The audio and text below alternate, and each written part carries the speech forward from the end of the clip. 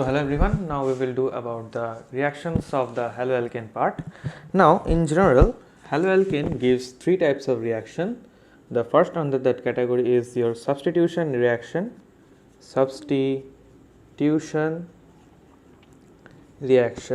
Okay. After that we have elimination reaction,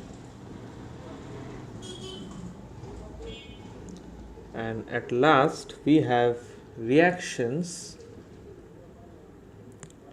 with metals. Okay, so let's start with the substitution reaction first. We will proceed with the other ones one by one. Okay, so give the heading substitution reactions of haloalkane. Substitution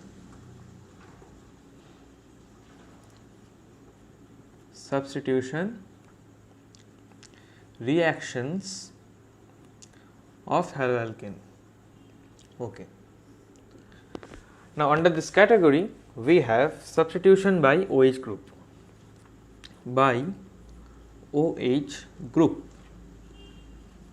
Okay. You can write here formation.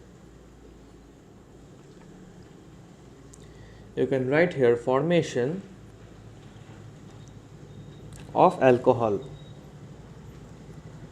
Okay, you will always also study this in the preparation portion of your alcohol, which is preparation of alcohol from your alkyl halide, but here it is a substitution reaction in case of your haloalkane.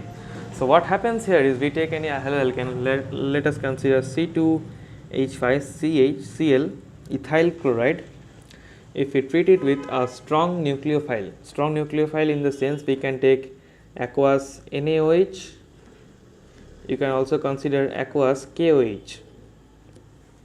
Okay, now what we obtain here is simple C2H5OH, which is your ethyl alcohol. Okay, so you can write it here, ethyl alcohol, right? And since this is a strong nucleophile, okay, so what is the attacking reagent here? OH minus is attacking reagent,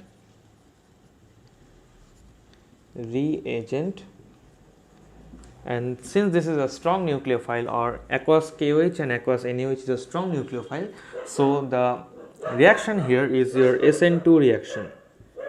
SN2, or I am writing bigger, SN2 reaction, or you can say nucleophilic substitution reaction 2. Okay, now since this is a substitution reaction, it will follow few properties of this reaction. It has no carbocation formation, and always inversion product is formed, right? Because since there is no carbocation formation, so the attacking reagent or the OH minus will always attack from the behind side, so we always get the inversion product as a result. Okay, next under this category, now if we take a weak nucleophile, for example if you treat C2H5, or you can take RX, if you treat it with H2O. Now we all know that H2O, or you can write it as HOH. Okay, the same. We all know that H2O is a weak nucleophile, right? So it will give same thing, ROH. Now since this is a weak nucleophile, okay, so the reaction which occurs here is your SN1 reaction. Okay, now what happens, this OH minus in the water will wait for the removal of this X minus, and then it will attack. Okay, so here what is happening, first the carbocation is formed. So carbocation formed, right? And you have to remember a point, always occur on 3 degree. Okay, 3 degree in the sense you can take CH3 and Okay, let's write this like this: CH3 whole 3 CH. Okay, let's divide it. Okay, I am having problem in writing that. CH3 CH3 CH3. Now this is a 3 degree 3 degree structure of your alkyl halide, and here is your chlorine, right? Now if you treat it with HOH or the H2O, see, I have already said that this is a 3 degree carbon, right? See, 3 degree carbon. When the Cl is removed first, right? Let's remove the Cl first, then you will understand it in a better way. Okay, so CH3 again, and here CH3. Now here the plus sign, right? Now we know the 3 degree carbocation is more stable. In case of SN1, you have to remember that 3 degree greater than 2 degree greater than 1 degree. This is the stability order of your SN1. So 3 degree is more stable, so the OH minus will go and attack here, right? So this is the important factor of this reaction. So this was about the substitution by OH group, which is leading to the formation of alcohol.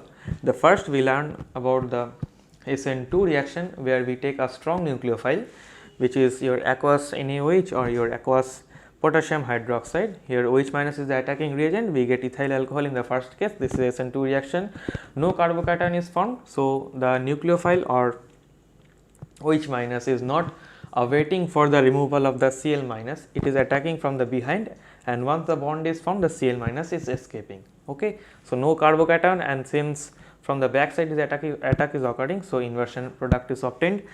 Similarly, when you take Rx and you treat it with your HOH, which is your water, you get ROH. Similarly, this is a weak nucleophile, so SN1 is occurring, carbocation is formed, and you have to remember that 3 degree is always preferred, or in case of 2 degree you would not get this thing because this is a weak nucleophile. Okay, so moving ahead to the next portion, which is substitution by CN group, okay, or the nitrile group. So give the heading by CN group. Now this is a very important portion you have to keep in mind. Okay, now what happens here, you take any alkyl halide, let us consider Rx. Okay, now if you treat it with KCN, okay, so bond will break like this, so K plus Cn minus. Okay, now what happens, this X will come out and this Cn will get inside here, so it will get Cn minus. Okay, let us consider example. Okay, C2H5Cl, if you take KCN, or you can also take NaCN, I'm sorry. Okay, now what happens here is we get C2H5Cn. Now if you observe this reaction very carefully, here you can see ascent of chain, ASSCENT, ascent of chain is happening, right? See, the number of carbon atoms in the chain is getting increased. See, this was C2H5, one Cn is getting added, so ascent of chain, so the number of carbon atom is being increased over here. We in the earlier section we have learned that when we perform the Hunts-Dicker reaction, one CO2 is escaping out, so that was a descent of chain, and here this is ascent of chain because the Cn is getting attached. Okay, so this was the point about the ascent of chain. Now the important factor which you have to notice while writing this reaction, this outcome of this reaction will change if you take in place of KCN or your NaCN, if you take AgCN, for example, you take Rx and you treat it with AgCN, okay, which is silver cyanide, you obtain RMC. Okay, you get RMC. This is not CN because this is AgCN. I am telling you the reason afterwards. Let us consider an example for this. Again I am taking C2H5Cl. I am treating it with AgCN. Now what we get here is C2H5NC. Now you cannot consider this as an ascent of chain reaction. Why? Because here you see N is getting attached, means the nitrogen side is getting attached to the chain of alkyl halide. So you cannot consider it as a not ascent of chain, because the number of carbon here is remaining the same. Okay, now you may ask me a question that why KCN is giving CN and why AgCN is giving NC. This is because in KCN, okay, in KCN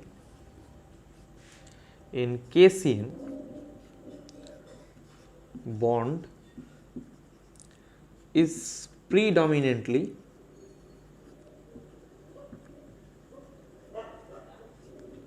ionic, and in AgCN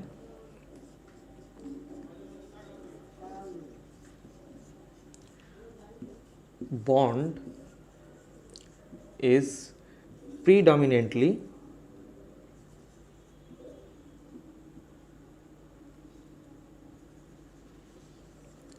covalent, right? In KCN bond is predominantly ionic, and in AgCN bond is predominantly covalent. So you can sum the entire thing in this way. You can sum it up the entire thing in this way. You take Rx, you treat it with KCN, you get this RCN, and when you treat it with AgCN, you get RNC. So this was about the substitution by CN group. Coming up, we have the substitution by NO2 group. Okay, this one is also important. Substitution by NO2 group. Now what happens in NO2? Okay, the same thing is happening over here. We take Rx, when we treat it with KNO2, which is the potassium nitrate. Okay, the N side is attacking. Okay, R O N double bond at O. The O side is attacking, I was sorry. And when you take AgNO2, the N side is attacking, so it becomes RnO2, or you can write it as R double bonded O and this one, right? The reason is same. Here the bond is predominantly ionic and here it is covalent. Okay. So this was about the substitution of haloalkane by various things. We learned about the CN, then we came to the NO2, and then we also learned about the formation of alcohol when it is getting substituted by OH group. In the next section, we will learn about the elimination reaction followed by the reaction with metal. So thanks for watching. Thank you.